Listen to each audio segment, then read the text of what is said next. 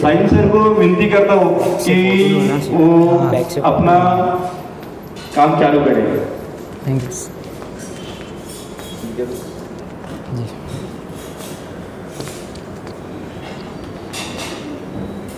So how are you all? कैसे आप सब लोग?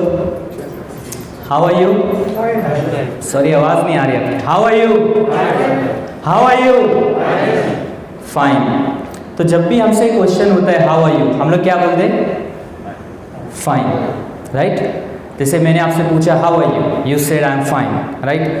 तो जब हम लोग फाइन बोलते हैं तो हम लोग फाइन फील करते हैं, राइट? तो हाउ आर यू का ये आंसर हमें कभी नहीं देना है।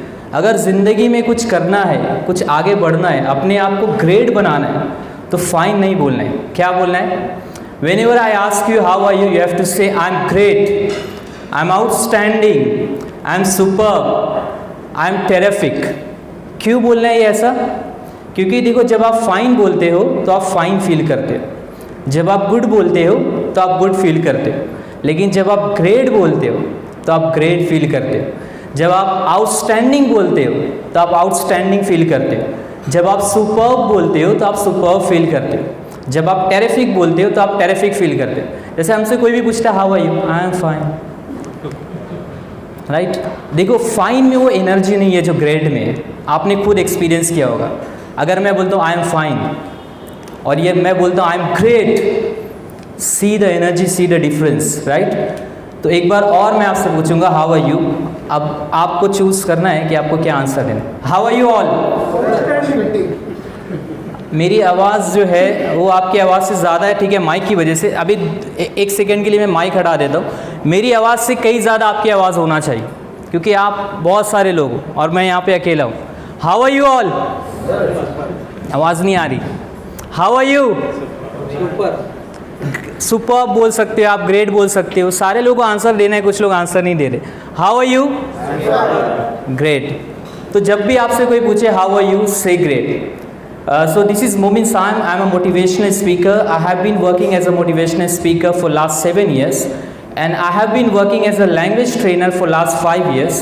और हमारा ये मोटिव है, ये मिशन है कि लोगों को इंस्पायर करना, लोगों को मोटिवेट करना, लोगों को अपने गोल हासिल करने में हेल्प करना। This is a motive, right? तो इसी रीज़न की वजह से हम लोग यहाँ पर है।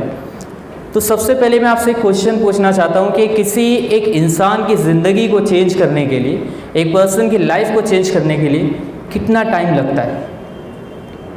If someone wants to change his or her life, how much time it takes? Can anyone answer? कुछ भी आंसर दे सकते हैं आप। सर आपके हिसाब से कितना टाइम लगना चाहिए?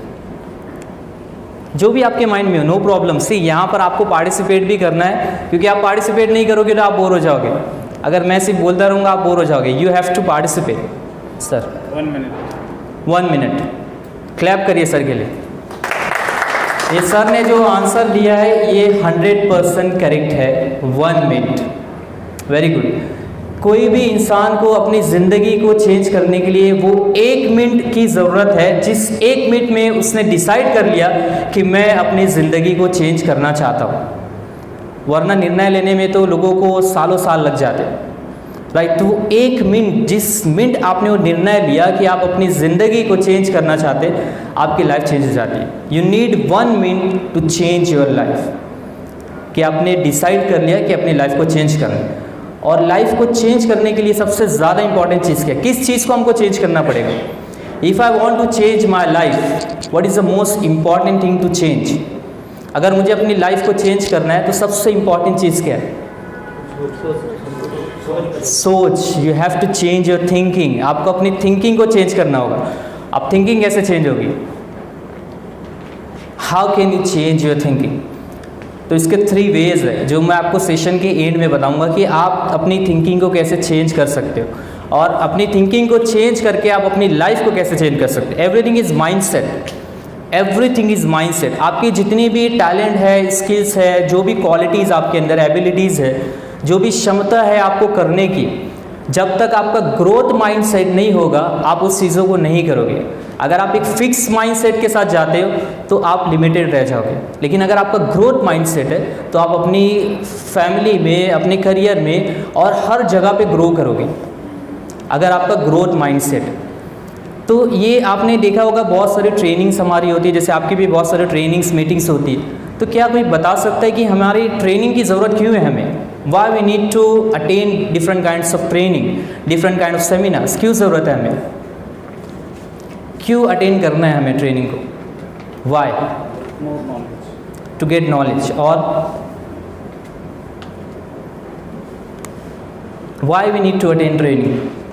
सर आप ट्रेनिंग की ज़रूरत क्यों है हमें? अपने आप को अपडेट करने के लिए। करेक्ट।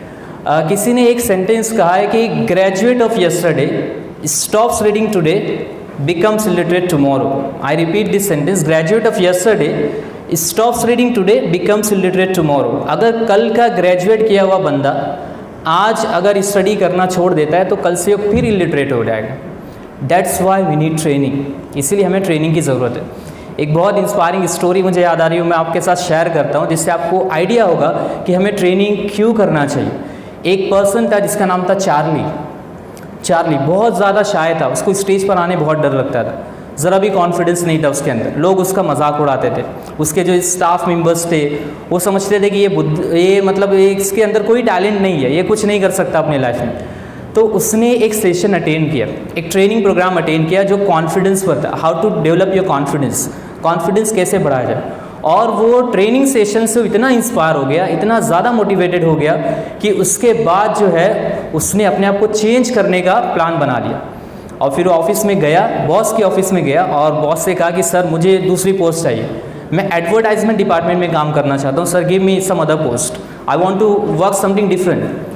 तो उसके बॉस ने उसको पोस्ट दे दी। अब जब उसको पोस्ट मिली तो उसके स्टाफ मेंबर्स को, उसके फ्रेंड्स को पता चला, उसके कॉलीग्स को पता चला, तो वो सारे लोगों ने उसका मजाक उड़ाना शुरू कर दिया और कहा कि ये चार्ली के लिए पॉसिबल नहीं है, क्योंकि चार्ली को बहुत डरा हुआ बंदा है और कुछ कर नहीं सकता वो अपनी लाइफ में। लेकिन चार्ली ने क्या किया, माइंड सेट कर लिया था अपनी थिंकिंग को चेंज करने का। वो एक बार अपने ऑफिस में बैठा और उसने 30 लोगों की लिस्ट बनाई। कि स्टोरी को बहुत ध्यान सुनना, आपके LIC पॉलिसी में भी बहुत हेल्प करेगी। 30 लोगों की उसने लिस्ट बनाई कि इन 30 लोगों को मुझे अपना प्रोडक्ट सेल करना है, और उसकी लिस्ट बहुत डिफरेंट थी। उसने ऐसे लोगों को मेंशन किया जिसके पास उसके फ्रेंड्स भी नहीं जाते थे।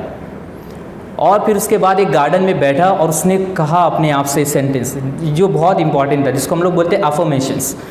उसने कहा कि आई कैन डू इट, और मैं ये 30 लोगों को कन्विंस कर सकता हूँ, मेरे अंदर इतनी एबिलिटी है। बार बार वो बोलता गया, बोलता गया, बोलता गया, बोलता गया।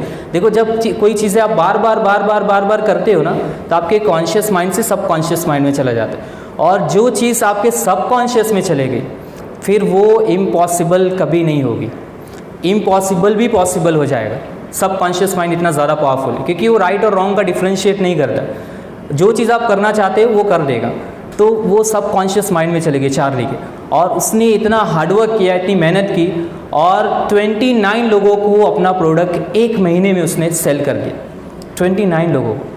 अब बचा एक पर्सन जिसको उसने सेल करना था प्रोडक्ट। अब उसने दूसरे महीने नई लिस्ट नहीं बनाई, वो 1 महीना वही एक पर्सन के पीछे पड़ा रहा।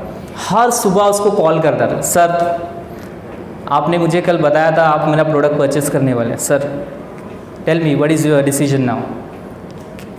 1 महीना डेली कॉल करता था।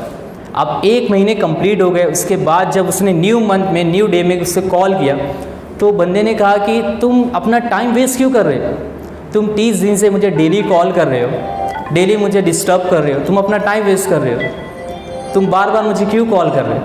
तो चार्ली ने वहाँ पर आंसर जो दिया, वो आंसर जो है आपके लिए बहुत हेल्पफुल होगा। चार्ली ने कहा कि सर मैं डेली आपको कॉल करता हूँ, आप डेली नया एक्सक्यूज़ देते हो और वो सारे एक्सक्यूज़ मैंने लिखा है और वो एक्सक्यूज़ेस पे मैं काम कर रहा हूँ। मतलब ये एक्सक्यूज़ेस जो है, इन सारे एक्सक्यूज़ेस पर मैं काम कर रहा हूँ कि कस्टमर्स के ये एक्सक्यूज़ेस हो सकते हैं, तो इस तरह से मुझे आंसर करना है। मतलब वो 30 एक्सक्यूज़ेस का मैंने आंसर लिख दिया।